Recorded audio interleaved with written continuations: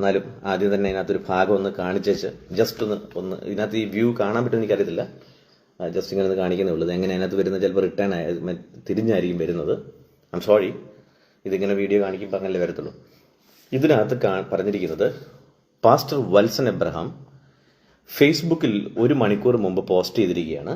Court order regarding Kerala state എന്നിട്ട് 2 explanation ചിഹ്നമൊക്കെ കൊടുത്ത് അദ്ദേഹം വളരെ അഭിമാനത്തോടെ IPCയുടെ പ്രസിഡന്റ്, ജനറൽ പ്രസിഡന്റ് എന്ന് സ്വയം പ്രഖ്യാപിച്ച് കയറിയിരിക്കുന്ന ഈ നീചൻ ഫേസ്ബുക്കിൽ പോസ്റ്റ് ചെയ്തിരിക്കുകയാണ് court order regarding Kerala state.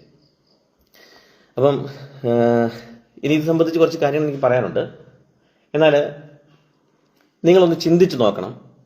IPCയുടെ general convention ജനുവരി മാസം നടത്താനിരിക്കുമ്പോൾ അതിനു വേണ്ടിയിട്ട് പണം പിരിക്കാൻ പല വഴിക്കും നടക്കുന്ന മനുഷ്യൻ പലയിടത്തും രഹസ്യ യോഗങ്ങൾ നടത്താൻ നോക്കിയിട്ട് അത് പലതും ചീറ്റി നാണം കെട്ട് നിൽക്കുന്ന ഈ മനുഷ്യൻ അതിനിടയ്ക്ക് അഭിമാനപൂർവ്വം അദ്ദേഹത്തിന്റെ ഹൃദയത്തിൽ സന്തോഷമുണ്ടാക്കിയ ഒരു സംഗതി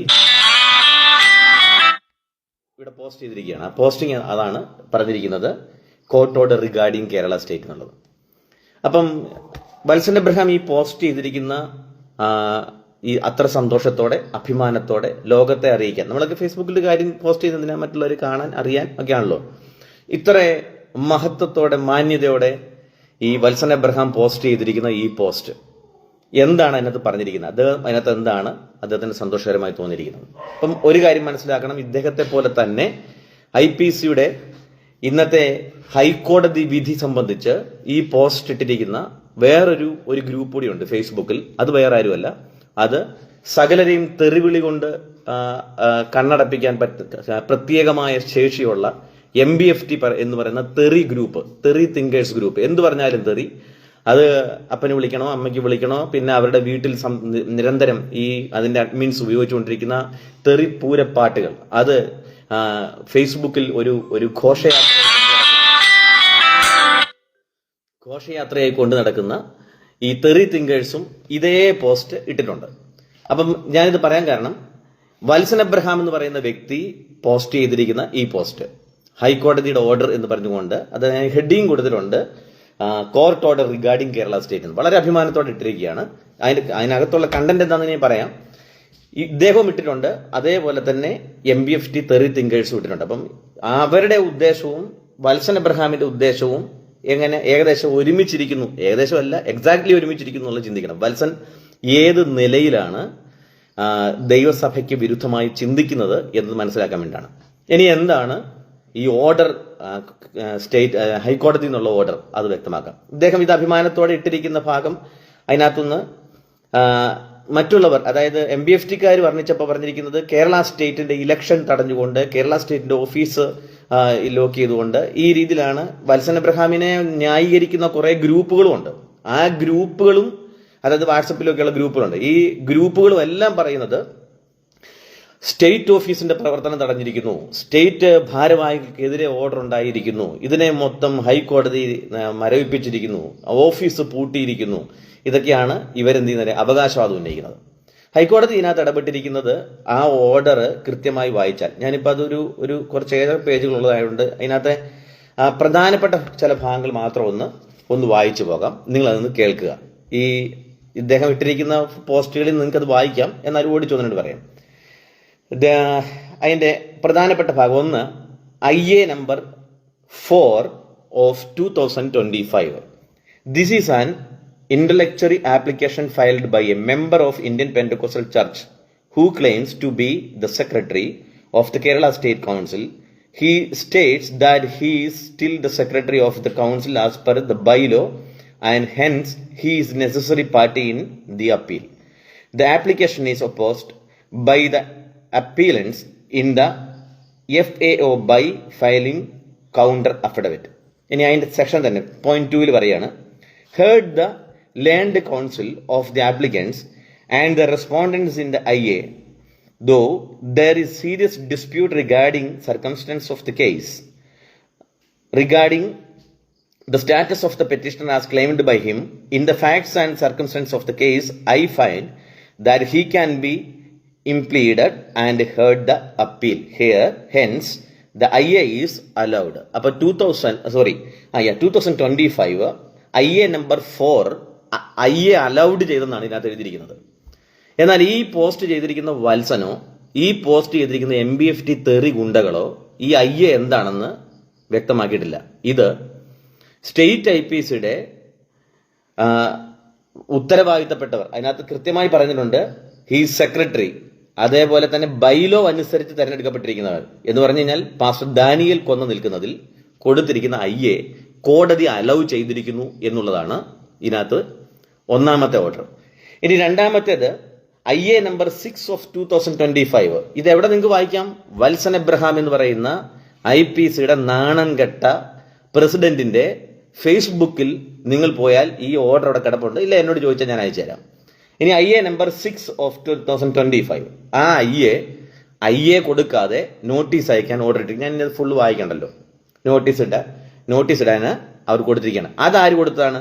വത്സൻ എബ്രഹാമിന്റെ കൂലി ഗുണ്ടകൾ അവർക്ക് വേണ്ടി, അവരുടെ ഭാഗത്തിന് വേണ്ടി കൊണ്ടുപോയി സബ്മിറ്റ് ചെയ്തതുമാണ്. അപ്പൊ ഇതാണ് പ്രധാനമായിട്ടുള്ള അതിനകത്ത് രണ്ട് കാര്യങ്ങൾ. ഇനി താഴോട്ട് വായിക്കുമ്പോൾ സ്റ്റേറ്റ് ഓഫീസിന്റെ പ്രവർത്തനങ്ങൾ അവിടെ ലോ ആൻഡ് ഓർഡർ ഇഷ്യൂ ഉണ്ട് എന്ന കാരണത്താൽ ഓഫീസ് പൂട്ടി. പത്തനംതിട്ട ജില്ലാ കോടതിയുടെ അണ്ടറിൽ കീ സബ്മിറ്റ് ചെയ്യണം. അതിന് ആമീൻ വരും. ആ ആമീൻ വരുമ്പോൾ എന്ത് ചെയ്യണം? ഈ കീ കൊടുത്തിരിക്കണം. എന്നിട്ട് ഓഫീസ് ഇപ്പോൾ ഒരു ഹൈക്കോടതിയിൽ നിന്ന് ഒരു റിട്ടയർഡ് ജസ്റ്റിസിനെ എന്ത് ചെയ്തിട്ടുണ്ട്? സ്റ്റേറ്റ് IPCയുടെ കാര്യങ്ങൾ നോക്കാൻ വേണ്ടി ഇപ്പോൾ ഹൈക്കോടതി നേരിട്ട് നിയോഗിച്ചിരിക്കുകയാണ്. ഇനി അദ്ദേഹം തീരുമാനിക്കണം അമെൻമെന്റ് എങ്ങനെ, ഭരണഘടന ഏതാണ്, ഇലക്ഷൻ എങ്ങനെ നടക്കണം, ഇതിനകത്ത് ഉത്തരവാദിത്തപ്പെട്ടവർ അധികാരികൾ ആരാണ്, അർഹതയുള്ളവരാരാണ്, ഇതൊക്കെ അദ്ദേഹം തീരുമാനിച്ച് റിപ്പോർട്ട് ഹൈക്കോടതി പറഞ്ഞിരിക്കുന്ന ഒരു സമയമുണ്ട്. അറൌണ്ട് ഒരു എനിക്ക് തോന്നുന്നു ജനുവരി മാസം വരെ. ആ സമയത്തിനകം ഈ റിട്ടയർഡ് ജസ്റ്റിസ് ആയിട്ട് ഉള്ള ആ വ്യക്തി എന്ന് പറഞ്ഞാൽ മുൻ ഹൈക്കോടതിയിൽ ഉണ്ടായിരുന്ന അദ്ദേഹം തന്നെ ഈ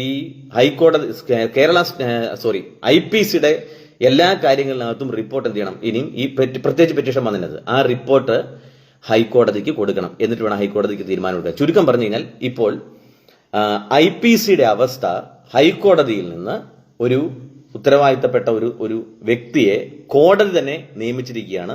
എന്താണ് നടക്കുന്നത് എന്നുള്ളത് മനസ്സിലാക്കി ഏതാണ് അമെൻമെന്റ്, ഏതാണ് ഭരണഘടന, ഏതാണ് ഭേദഗതി വരുത്തേണ്ടത്, ഏതാണ് ജനറൽ ബോഡി അംഗീകരിക്കുന്നത്, ആരാണ് യഥാർത്ഥ, ഇതൊക്കെ ഇനി അവർ വേണം ചെയ്യാൻ തീരുമാനിക്കാൻ. എന്ന് പറഞ്ഞാൽ ഇന്ത്യ പെന്തക്കോസ്റ്റൽ ദൈവസഭയിലെ അനേകം വിശ്വാസികളെയും സഹോദരന്മാരെയും പാസ്റ്റേഴ്സിനെയും സെൻട്രൽ പാസ്റ്റേഴ്സിനെയും സ്റ്റേറ്റിനെയും ഒക്കെ കൺട്രോൾ ചെയ്യേണ്ട നേതൃത്വം എന്ന് പറയുന്നത് വെറും ഗുണ്ടകളും ക്രിമിനൽസും തരികിടകളും തട്ടിപ്പ് കാണിക്കുന്നവരും വെട്ടിപ്പ് കാണിക്കുന്നവരും ദ്രവ്യാഗ്രഹികളും മഹാവൃത്തികെട്ടവന്മാരും ആയതുകൊണ്ട് ഇതിനകത്തുണ്ടായ ഡിസ്പ്യൂട്ട് ഒടുക്കം നമ്മുടെ സ്ഥലം ആദ്യം ഉണ്ടായിരുന്ന മുൻസിഫ് കോടതിയിലായിരുന്നു. അതിനുശേഷം ജില്ലാ കോടതിയിൽ പോയി, പിന്നെ പല ജില്ലാ കോടതികളിലും പോയി, ഏലൂര് ജില്ലാ കോടതിയിൽ പോയി, ഏലൂര് ഹൈക്കോടതിയിലും കേസ് നിൽക്കുന്നു. ഒടുക്കം കേരള ഹൈക്കോടതിയിലും കേസ് വന്നപ്പോൾ ഇപ്പോൾ കോടതി തന്നെ ഒരാളെ നേരിട്ട് നിയമിച്ചിരിക്കുകയാണ്.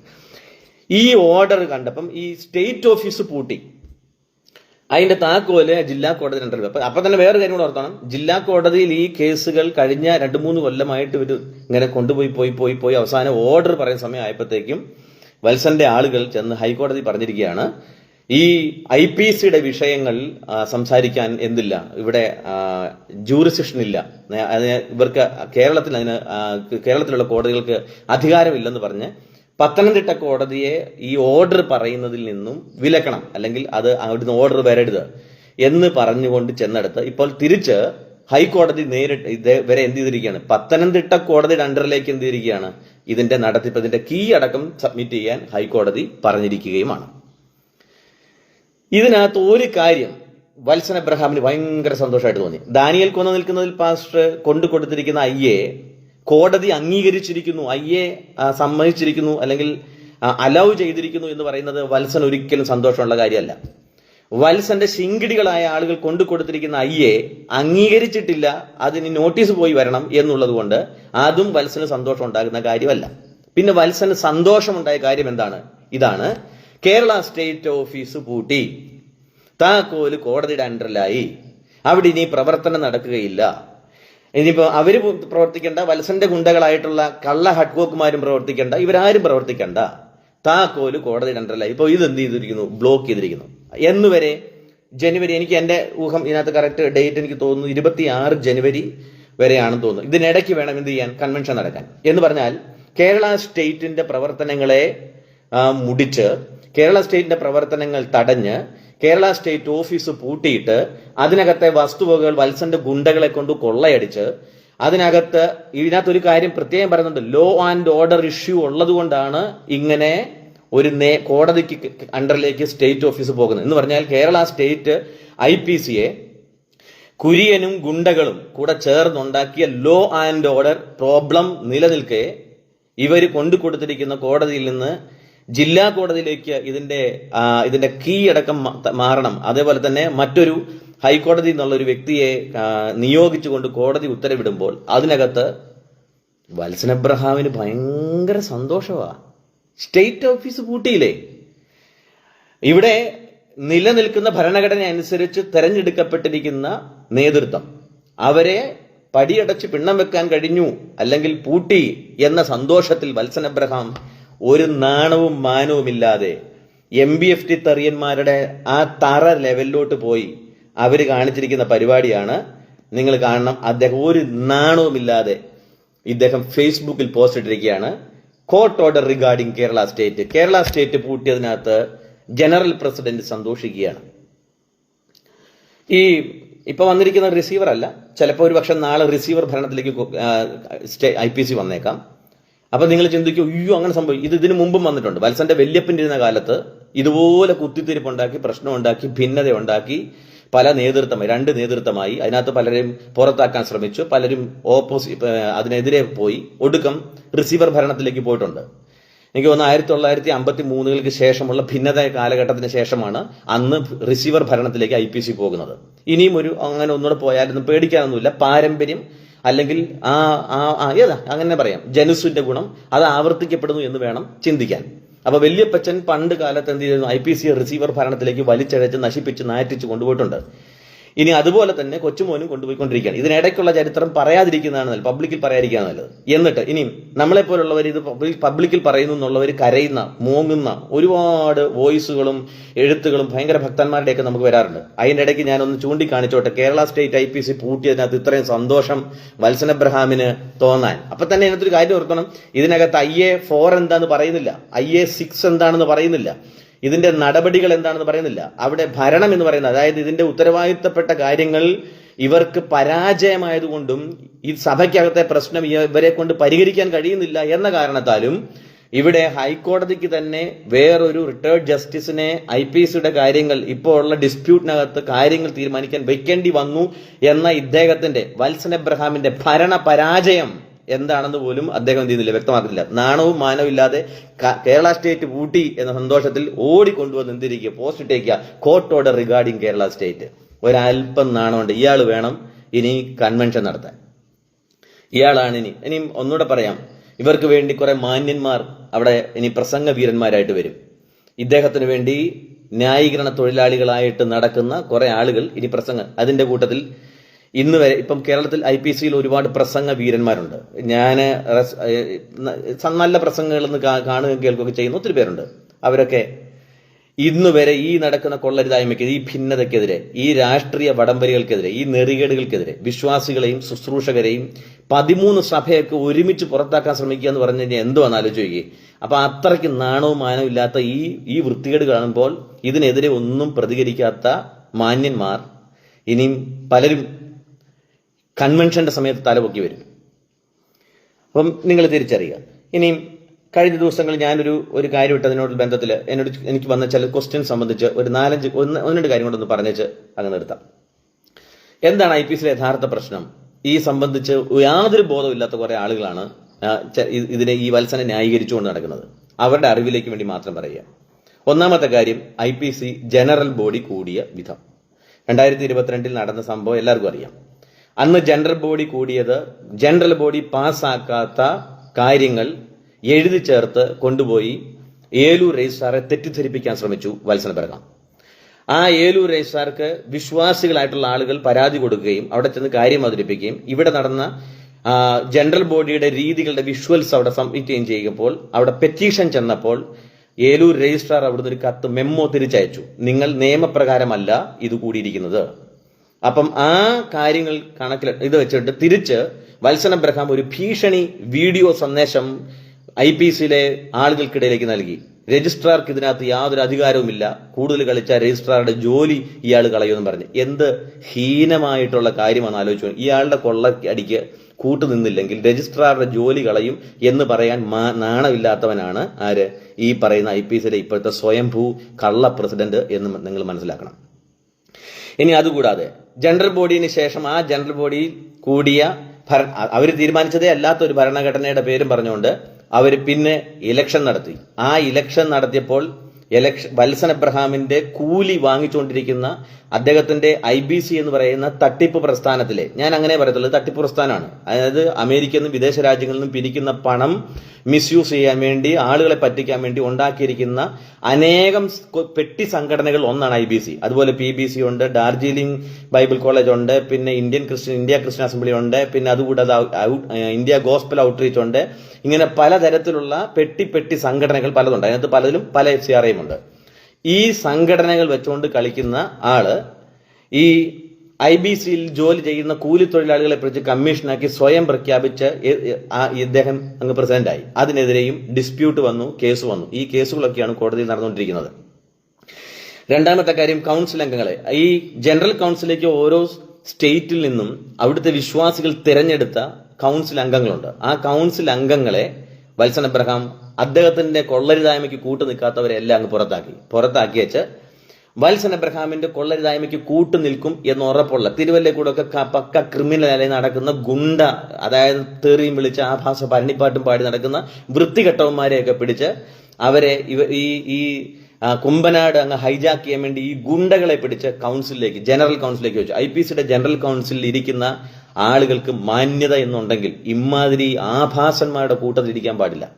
പിന്നീട് ഇങ്ങോട്ട് ആ കാര്യത്തിന് ഡിസ്പ്യൂട്ട് ഉണ്ടായി, അതിലും കോടതിയിൽ കേസ് നിൽക്കുകയാണ്. അടുത്ത കാര്യം കേട്ടോണം, അതിനുശേഷം ഈ കൂടുന്ന കൗൺസിലുകളിൽ മിക്കതും എല്ലാവരും ഇവർ കൂടുന്നത് സൂമിലാണ്. സൂമിൽ എന്ന് പറഞ്ഞു കഴിഞ്ഞാൽ എതിർ ശബ്ദം ആർക്കെങ്കിലും പറയാനുണ്ടെങ്കിൽ അവരെ മ്യൂട്ട് ചെയ്യുക, നേരിട്ട് സൂം കൂടുകയില്ല. എന്തൊരു കൊള്ളരുതായ്മയൊക്കെ നടക്കുന്ന ആലോചിച്ച് നോക്കണം.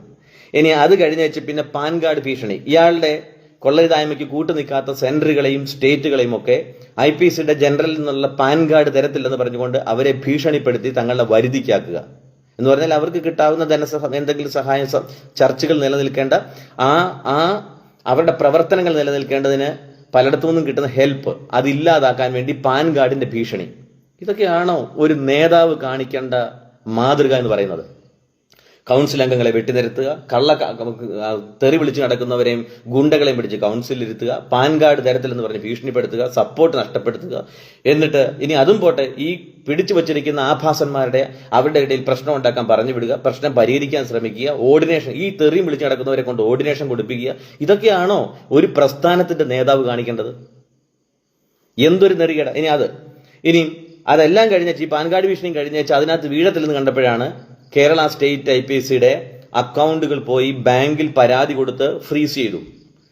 അപ്പോൾ തന്നെ സ്റ്റേറ്റ് പാവപ്പെട്ട ദൈവദാസന്മാർക്ക് വേണ്ടി പണിയാൻ വെച്ചിരുന്ന, അല്ലെങ്കിൽ അവര് ഒരു പ്രൊജക്ട് നടത്തിക്കൊണ്ടിരുന്ന ആ പ്രൊജക്ടിനെ ഇവർ നശിപ്പിച്ചു കളഞ്ഞു.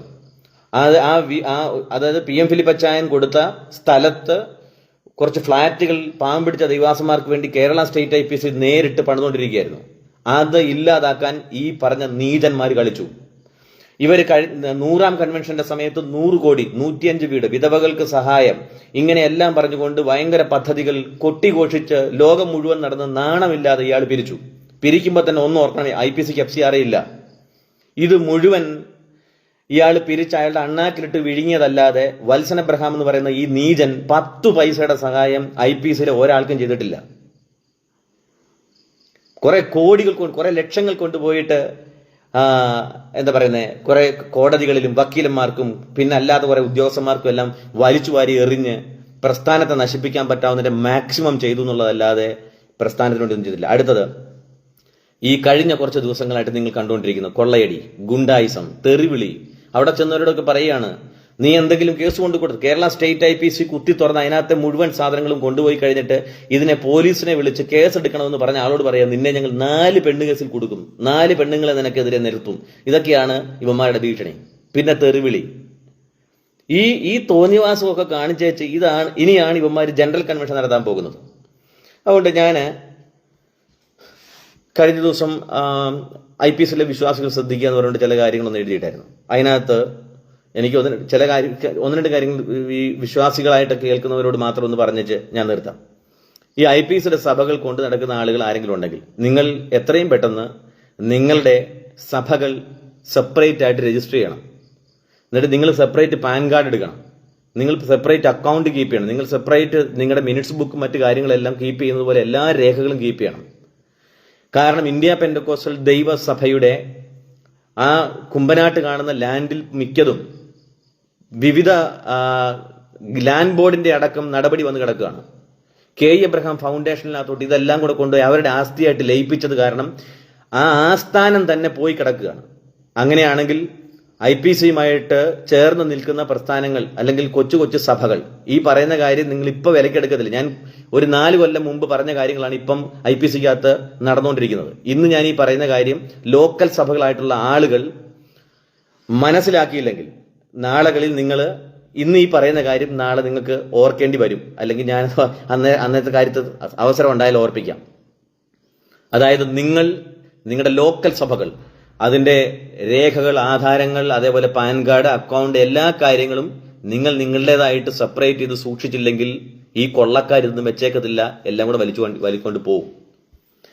പല നടപടി ഉണ്ടാകുമ്പോൾ ഇനിയും അതൊന്ന്. രണ്ടാമത്തെ കാര്യം, അങ്ങനെ നഷ്ടമാകും. അടുത്ത കാര്യം, നിങ്ങളുടെ സഭകളിൽ ഈ നാണം കെട്ട രാഷ്ട്രീയം കളിക്കുന്ന ഒരു നേതാവിനെ പോലും വിളിച്ചു കയറ്റരുത്. ഇവന്മാരുടെ ഒരു പ്രസംഗത്തിനും പോകരുത്. ഈ കൊള്ളരുതായ്മ കണ്ടിട്ട് മിണ്ടാത്ത ഒരു പാസ്റ്ററുടെയും പ്രസംഗം നിങ്ങൾ കേൾക്കാൻ പോകരുത്. IPCക്കകത്ത് ഇത്രയും നെറികേട്, ഈ ദ്രവ്യാഗ്രഹവും തമ്മിൽ കുത്തും ഗുണ്ടായുസവും തെറിവിളിയും പുറത്താക്കലും അടിയും ബഹളവും ഓഫീസ് കുത്തിപ്പൊളിക്കലും ക്യാമറ അടിച്ചു തകർക്കലും ഈ കണ്ട കൊള്ളരുതായ്മ എല്ലാം കാണിക്കുന്ന ഒറ്റ കള്ളന് ഈ പാസ്റ്റർമാരെയും അവർക്ക് കൂട്ടുന്ന ഇതെല്ലാം കണ്ടിട്ട് മിണ്ടാതിരിക്കുന്ന പ്രസംഗ വീരന്മാരുടെയും പ്രസംഗം കേട്ട് ആമേൻ പറയാൻ നിങ്ങൾ പോകരുത്. നിങ്ങൾ വീട്ടിൽ ഇരുന്ന് വേദോസം വായിച്ച് ധ്യാനിച്ച് പ്രാർത്ഥിക്കുക. അല്ലെങ്കിൽ നിങ്ങളുടെ ലോക്കൽ സഭയുമായിട്ട് ബന്ധപ്പെട്ട് നിങ്ങൾ മുമ്പോട്ട് പോകുക. ഈ കള്ളന്മാരെ നിങ്ങൾ എന്ത് ചെയ്യരുത്, അംഗീകരിക്കരുത്. ഇവർ വിളിച്ചു കൂട്ടുന്ന പരിപാടി. ഇനി അതേപോലെ തന്നെ ഇപ്പം കഴിഞ്ഞ ദിവസം ഹൂസ്റ്റണിൽ അതിന്റെ ഒരു ന്യായീകരണ വീഡിയോ ഒക്കെ വന്നായിരുന്നു. ആരും അറിയാതെ രഹസ്യത്തിൽ നടത്താനിരുന്ന ഒരു മീറ്റിംഗാണ്. ആ മീറ്റിംഗ് സംബന്ധിച്ച് ഞാനൊരു കുറിപ്പ് എഴുതിയിട്ടത് ചിലർക്ക് കൊണ്ടു. എന്തായാലും വേണ്ടില്ല, ആ മീറ്റിംഗ് അവർ ഉദ്ദേശിച്ച പോലെ നടന്നില്ല. അതിനുശേഷം നാളെ വ്യാഴാഴ്ച ഡാളസിൽ IPCക്ക് അവിടെ പല മെഗാ ചർച്ചുകളും ഉള്ളതാണ്. ആ മെഗാ ചർച്ചുകൾ പലയിടത്തും ചോദിച്ചിട്ട് ഈ കൊള്ളരുതായ്മയ്ക്ക് ഫണ്ട് പിരിക്കാൻ വേണ്ടിയിട്ട് ഞങ്ങളുടെ ചർച്ചുകൾ വിട്ടുതരത്തില്ലെന്ന് മാന്യതയുള്ള ദൈവദാസന്മാർ പറഞ്ഞപ്പോൾ മാന്യത ഇല്ലാത്ത ചിലർ അതിന് തയ്യാറായി പല പാസ്റ്റർമാരെയും വിളിച്ചും വരുത്തിയും അവിടെ ഒരു ചെറിയ സെറ്റപ്പിൽ വീണ്ടും പണം പിരിക്കാൻ വേണ്ടിയിട്ട്. അതുകൊണ്ട് ഞാൻ പറയുകയാണ്, പണം പിരിക്കാൻ വേണ്ടി ഇവർ കാണിക്കുന്ന ഈ നെറികേടുകളിൽ വിദേശ സഭകളോ സ്വദേശ സഭകളോ ഈ കള്ളന്മാർക്ക് ഈ തോന്നിയവാസം കാണിക്കാൻ വേണ്ടി പൈസ കൊടുക്കരുത്. ജനറൽ കൺവെൻഷന് പൈസ കൊടുക്കരുത് പറയുമ്പോൾ നിങ്ങൾ വിചാരിക്കും കൺവെൻഷനെ എതിർക്കുകയാണെന്ന്. അങ്ങനല്ല മനസ്സിലാക്കേണ്ടത്. പറഞ്ഞുതരാം. ലക്ഷക്കണക്കിന് രൂപ കോടതികളിൽ കൊടുക്കാൻ ഇവർക്കുണ്ട്. ഈ കേസുകൾ അട്ടിമറിക്കാൻ പല സ്ഥലങ്ങളിൽ പണം ഒഴുക്കാൻ ഈ കള്ളന്മാരുടെ കയ്യിൽ കാശുണ്ട്. അങ്ങനെയെങ്കിൽ ഇലക്ഷന് അതേപോലെ തന്നെ ഭരണഘടന അട്ടിമറിക്കാൻ, കോടതികൾ കളിക്കാൻ, അതേപോലെ തന്നെ ഇലക്ഷൻ കമ്മീഷൻ അട്ടിമറിക്കാൻ ഒക്കെ കാശുള്ള ഇവർക്ക് കൺവെൻഷന്റെ പേരിൽ നിങ്ങൾ കാശ് കൊടുക്കരുത്. ഇനി വിദേശ രാജ്യങ്ങൾ കൊടുക്കുന്ന പണം നിങ്ങൾ ഓർക്കുക, ഈ ഒറ്റ പൈസ പോലും IPCയുടെ അക്കൗണ്ടിൽ വരുന്നില്ല. കാരണം IPCക്ക് FCRA ഇല്ല. അതുകൊണ്ട് വിദേശ പണം സ്വീകരിക്കാൻ IPCക്ക് കഴിയില്ല. IPCയുടെ FCRA ഇവരൊക്കെ തന്നെയാണ് കേസ് കൊടുത്ത് കളഞ്ഞത്. FCRA ഡിപ്പാർട്ട്മെന്റ് അതിന്റെ ഫൈൻ അടച്ച് നിങ്ങൾ അതിന്റെ അക്കൗണ്ട് കീപ്പ് ചെയ്യണമെന്ന് പറഞ്ഞ് നോട്ടീസ് അയച്ചപ്പോൾ പോലും അതിനെതിരെ ഹൈക്കോടതി കേസ് പോയി ആ കേസും തോറ്റ് FCRA നഷ്ടമാക്കിയ ഫ്രോഡുകളാണ് ഇവർ. എന്തിനാണ് അവർ നഷ്ടമാക്കിയെന്ന് ചോദിച്ചാൽ അവർ പിരിക്കുന്ന പൈസ വേറെ ആർക്കും പോകരുത്. അല്ലെങ്കിൽ IPCയുടെ പേരിൽ പിരിക്കുന്ന പൈസ IPCയുടെ അക്കൗണ്ടിലൂടെ വരാതെ ഈ പറയുന്ന വത്സന്റെ അക്കൗണ്ടിലൂടെ വരണം. ഇനിയും ഇത് സംബന്ധിച്ച് മുൻ ട്രഷററൊക്കെ ആയിട്ടുള്ള ആളുകളെ നിങ്ങൾ വിളിച്ച് IPCയുടെ ആളുകളുമായിട്ടൊക്കെ കോണ്ടാക്ട് ഉള്ളവരാണെങ്കിൽ വിളിച്ച് ചോദിക്കണം എവിടെയാണ് ഈ പൈസ പോയതെന്ന്. ട്രഷററാണല്ലോ മറുപടി പറയേണ്ടത്. ഏത് അക്കൗണ്ടിലാണ് പൈസ വന്നത്, എന്താണ് അതിന്റെ സുതാര്യമായ കണക്കുള്ളത്. കഴിഞ്ഞ കുറച്ച് നാളുകളായിട്ട് ഇന്ത്യ പെന്തക്കോസ്റ്റൽ ദൈവസഭയ്ക്ക് വേണ്ടി വിദേശ രാജ്യങ്ങളിൽ നിന്ന് പണം കൊടുത്തിട്ടുള്ള ആളുകൾ ഓർക്കണം, നിങ്ങൾ സുവിശേഷ പ്രവർത്തനത്തിനാണോ പണം കൊടുത്തത്, അതോ ഇന്ത്യയിലും മറ്റ് സ്ഥലങ്ങളിലുമൊക്കെ ഉള്ള, പ്രത്യേകിച്ച് നമ്മുടെ ഈ പരിസരങ്ങളിലൊക്കെ എന്ന് പറഞ്ഞു കഴിഞ്ഞാൽ കേരളത്തിന് പുറത്തും വരാം, ഇവിടെയൊക്കെയുള്ള ലോക്കൽ ചെറിയ സഭകളിലൊക്കെയുള്ള പ്രവർത്തനത്തെ സഹായിക്കാനാണോ നിങ്ങൾ പണം കൊടുത്തത്? ഈ പ്രവർത്തനങ്ങളെ ഇതുപോലെ ഓഫീസ് പൂട്ടാനും കുത്തി തുറക്കാനും അവരെ നശിപ്പിക്കാനും മുടിക്കാനും തെറി വിളിക്കാനും ഗുണ്ടായിസം കാണിക്കാനും കോടതികൾ വലിച്ചഴയ്ക്കാനും പോലീസിന്റെ ചുറ്റും 24 മണിക്കൂറും കുമ്പനാട് പോലീസ് കയറി ഇറങ്ങുന്ന ഈ അവസ്ഥയിൽ കൊണ്ടെത്തിക്കാനുമാണോ നിങ്ങൾ പണം കൊടുത്തത് എന്ന് ചിന്തിക്കണം. ഇനിയെങ്കിലും പണം കൊടുത്ത് ഈ ക്രിമിനലുകളെ അഴിച്ചുവിടുന്നത് വിശ്വാസികളിൽ ഒരു പറ്റം ആളുകളാണെന്ന് ചിന്തിക്കണം. അപ്പൊ തന്നെ വേറൊരു ഗ്രൂപ്പുണ്ട്, ഏത് വിധേനയും സ്റ്റേജിന്റെ മുന്നിൽ ഒന്ന് കയറിയിരുന്ന് ആ കസേരയുടെ നിരയൊത്ത് കാശ് കൊടുക്കുന്നവന്മാർ. പ്രസ്ഥാനത്തെ ഇത്രമേൽ ഈ നേതാക്കന്മാരെ നശിപ്പിക്കുന്നത് ഇതിനു വേണ്ടി അകമഴിഞ്ഞ് പണം കൊടുത്ത് അതുകൊണ്ട് ഏതാണ്ട് കിട്ടും എന്ന് ചിന്തിക്കുന്ന വിഡ്ഢികളാണ്. അതുകൊണ്ട് ഞാൻ ഈ പോർഷൻ ഒന്നുകൂടെ കാണിച്ച്, കേരള സ്റ്റേറ്റ് IPC പൂട്ടി എന്ന സന്തോഷത്തിൽ ഫേസ്ബുക്കിൽ പോസ്റ്റ് ഇട്ട ഈ നീതനെ ഇനിയെങ്കിലും നിങ്ങൾ മനസ്സിലാക്കുക. ഹൈക്കോടതി ഓർഡർ, അതിനകത്ത് IA4, IA6 ഇതൊക്കെ എന്താണെന്നുള്ളത്, IA4 എന്നൊരു പദം മാത്രമേ ഉള്ളൂ. ആ പദം ആര് കൊടുത്തതാണ്, ആർക്ക് അലോഡ് ചെയ്തതാണ്, എന്താണ് IPC നടക്കുന്നത്, ഈ കാര്യങ്ങൾ വസ്തുനിഷ്ഠമായി തിരിച്ചറിയാതെ ഈ കേസുകളൊന്നും, ഈ ഹൈക്കോടതിയിലോട്ട് ഈ കേസ് കൊണ്ട് വലിച്ചടച്ചുകൊണ്ട് പോയത് വിശ്വാസികളല്ല. അത് ആദ്യം മനസ്സിലാക്കണം. ഇവർ തന്നെയാണ്. ഇവർ കാണിച്ചിരിക്കുന്ന കൊള്ളരുതായ്മയ്ക്കെതിരെ പത്തനംതിട്ട കോടതി, വിവിധ കോടതികൾ ഉണ്ടായിരുന്ന കേസുകളിൽ ഓർഡർ വരും എന്ന ഘട്ടം വന്നപ്പോൾ ജൂറിസ്ഡിക്ഷൻ ഇല്ലെന്ന ഒരു വ്യാജവും പറഞ്ഞുകൊണ്ട് ഇവർ ചെന്ന് പോയതാണ്. അവിടെ മറ്റുള്ളവർ കൊണ്ട് കൊടുത്ത IA ആണ് അവർക്ക് അനുകൂലമായി വന്നിരിക്കുന്നത്. അപ്പൊ അവിടെ ലോ ആൻഡ് ഓർഡർ ഇഷ്യൂ, ഏത് സമയത്ത് അടിയോ ബഹളമോ പ്രശ്നമോ എന്തും സംഭവിക്കാം.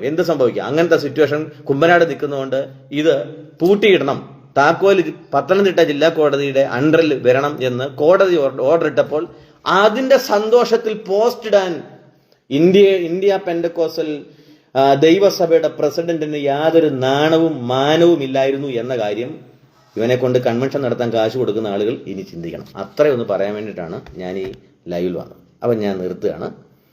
ഈ നടന്നുകൊണ്ടിരിക്കുന്ന കൊള്ളരുതായ്മയ്ക്ക് 10 പൈസ കൊടുത്ത് ആരും സഹായിക്കരുത്. ഇവന്മാർക്ക് കേസ് കളിക്കാൻ കാശുണ്ടെങ്കിൽ, ഈ ഗുണ്ടായിസം കാണിക്കാൻ കാശുണ്ടെങ്കിൽ, ഈ കൊള്ളരുതായ്മ എല്ലാം കാണിച്ച് ആർഭാട ജീവിതവും കാണിച്ച് ജീവിക്കാൻ കാശുണ്ടെങ്കിൽ കൺവെൻഷനും അവർ നടത്തിട്ട് വെക്കണം. നിങ്ങൾ ദയവ് ചെയ്ത് പാവപ്പെട്ട സുവിശേഷകന്മാരെയും ദൈവസഭകളെയും ഈവൻ സ്റ്റേറ്റ് IPC വരെ തകർക്കുന്ന ഈ കൊള്ളരുതായ്മയ്ക്ക് സ്പോൺസർമാരാകരുത് എന്നൊരു റിക്വസ്റ്റ് മാത്രമേ ഉള്ളൂ. As you wish. God bless you all. അടുത്ത ഒരു വീഡിയോയിൽ കാണാം. Thank you. ബൈ.